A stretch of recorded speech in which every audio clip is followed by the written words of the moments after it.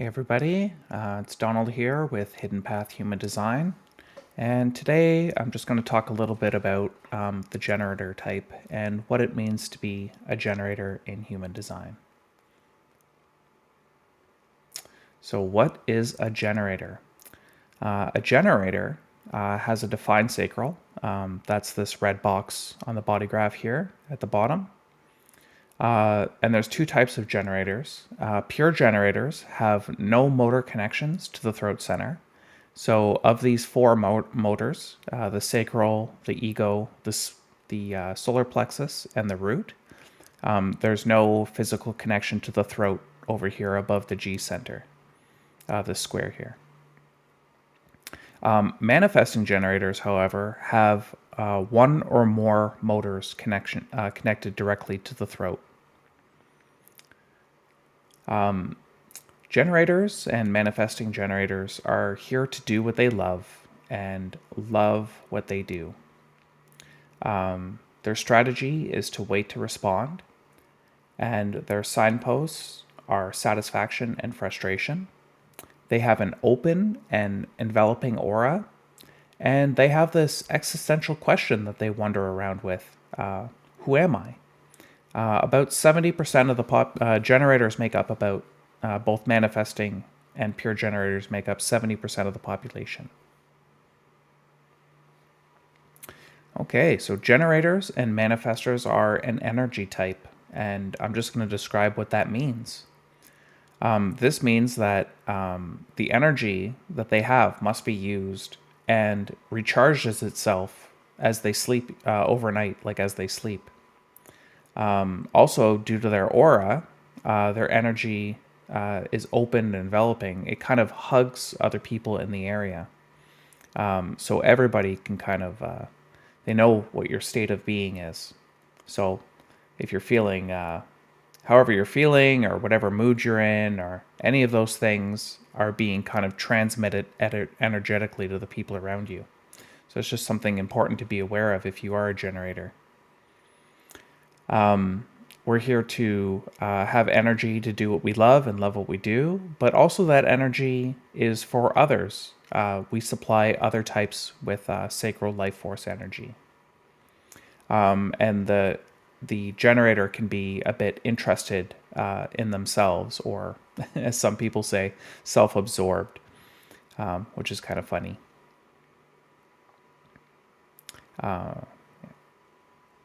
Okay, so a little bit about strategy. The strategy of the generator is to wait to respond. Waiting is obviously an active state of awareness. It's not just sitting around on the couch. It's about like being active, being aware of your surroundings, who's around you, who's like what are you attracting to yourself, and then responding. Response. It connects you. It's a connection point to your own truth. So response is not a mental thing like, oh, I think I should go to the store, or I think I should do this or do that, or I had this idea to do this thing. Response is more like, I have this gut feeling that I should be doing this thing. And it kind of comes from the inside out. So when you're a generator, it's about listening to your gut.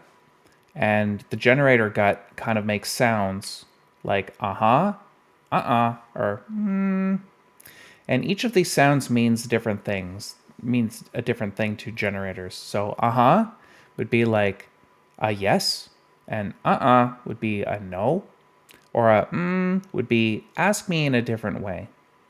And this leads you into like generators need to be asked like very point blank yes or no questions, something to respond to. When you're talking to a generator about, what would you like to eat for dinner? There's nothing to respond there. You can say, are you hungry? And there's a yes or no, I'm hungry or I'm not hungry. But if you just ask a generator, what would you like to eat for dinner? They're not going to be able to supply you with an answer from their gut. So then it becomes a mental decision, which can kind of get into some weird places because that's one of those big questions that every family goes through is what's for dinner. And so instead of asking what's for dinner, in your own household, you can, if you know you're living with a lot of generators or you're a generator yourself, give yourself some things to respond to. Do I want this type of food or that type of food? And kind of play that out in your household, and you'll come to it. There'll be less resistance in your life with that. As a generator, life is always pulled to you because of your order. Your aura is magnetic. It pulls the people, places, things, everything that towards you, so that you can respond to it. So you really need to look at, what am I responding to in life? Who's coming to me? Are the same situations appearing? Is that something that I want to engage with or not? And because our energy, as I said, needs to be used up, it's a matter of, when you're not using your energy for things that you want to do or you're having a response to, it can be you can be in a state of frustration because you didn't do anything that was energetically satisfying for yourself. Part of being a generator is learning about surrender. So I think this is one of the main things that a lot of generator videos out there don't talk about. And surrendering is not giving up per se. It's pretty well giving up on the way you think your life should, how you think your life should be. So when you're thinking, oh, my life should be like that, and you're pursuing those things, you're not waiting to respond to life coming at you. You're trying to initiate life, and that can increase the resistance in your life. And we'll talk about the signposts on how you know where the resistance is happening in your life is helpful or not.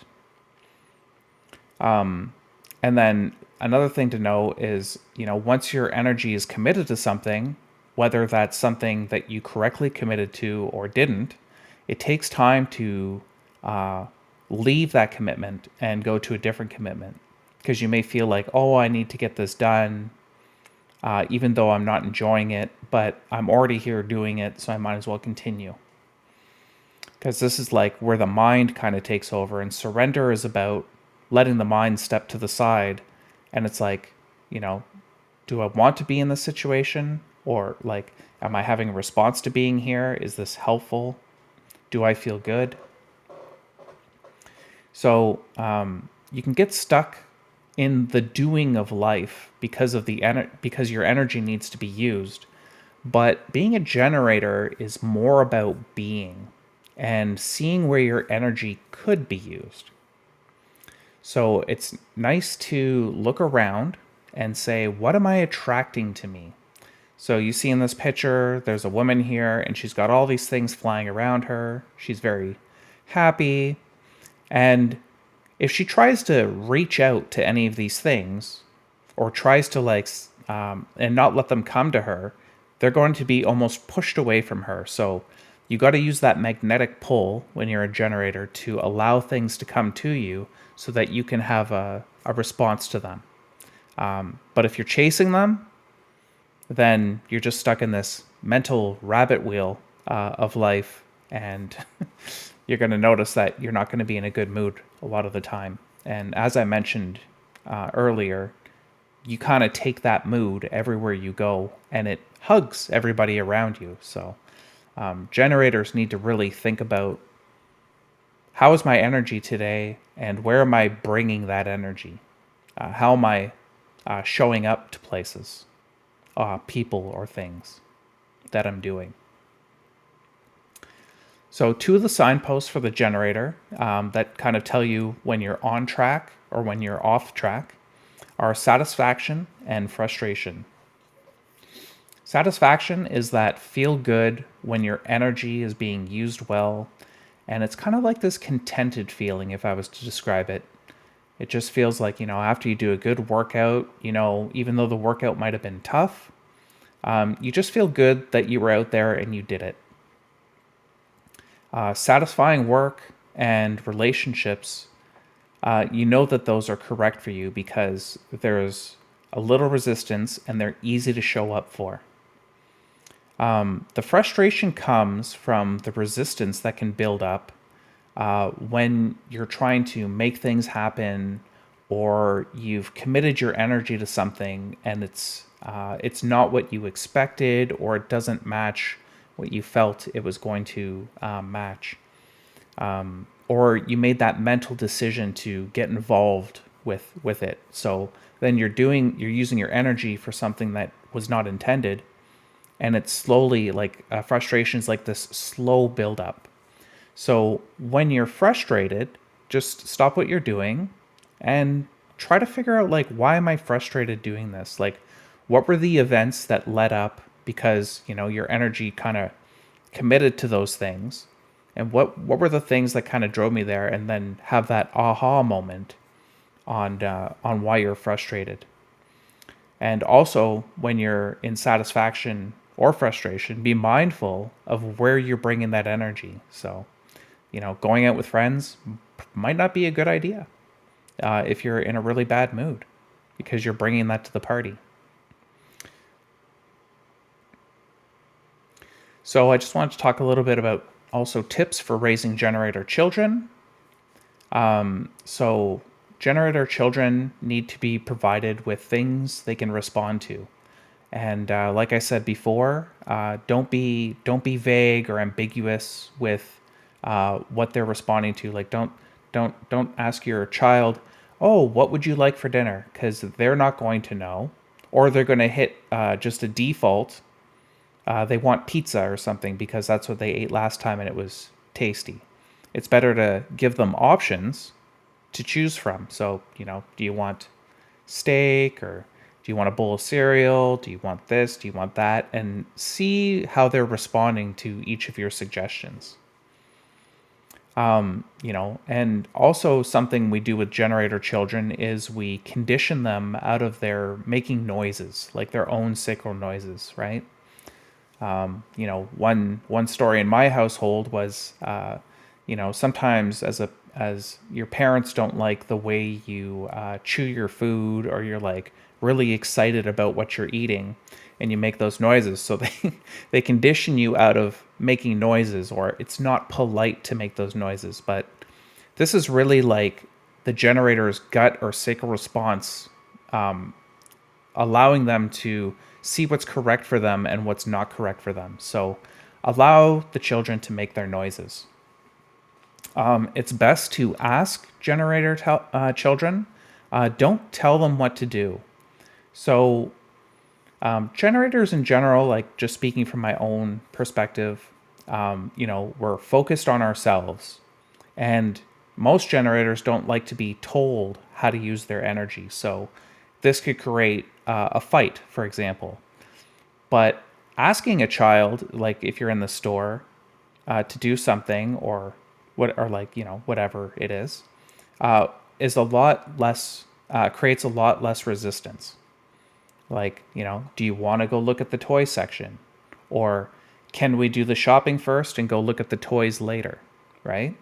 Rather than saying, we're going to do this and you're just going to sit down and be quiet. That's going to cause like anger and frustration to develop, and then you're probably going to have a blowout at the store, which is probably what you least would like to happen. Another thing to know about generator children is, because we need to use our energy, it's important that it's totally depleted, or pretty close to depleted, before we go to sleep, so that we get a good night's rest. So at bedtime, make sure your generator child is exhausted. And a good tip for this is to allow them to do a quiet activity before bed that uses up their energy, and then allow them to go to bed on their own after that quiet activity. So you can even schedule this for them. Like, you're going to do an hour of this or an hour and a half of that. If try not to put limits on it unless you need to, because, we all need to wake up in the morning for work and stuff like that. So, play with it and see what works for your family. Because at the end of the day, we're all making decisions for ourselves. But we're also trying to accommodate letting others be themselves.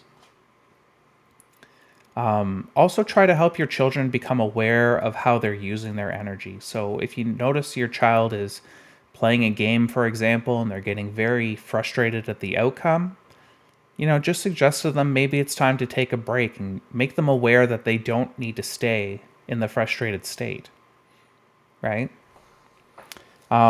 And generator children tend to learn best in a self paced environment. So, allowing your children to develop at their own pace, pursue the things that they're responding to and they want to pursue, is the best way you can kind of support them as children. If you want to work with me, I do foundational human design readings that cover the type, strategy, and authority, and other key aspects of your design. Details are in the video description below, and remember to like, share, and subscribe.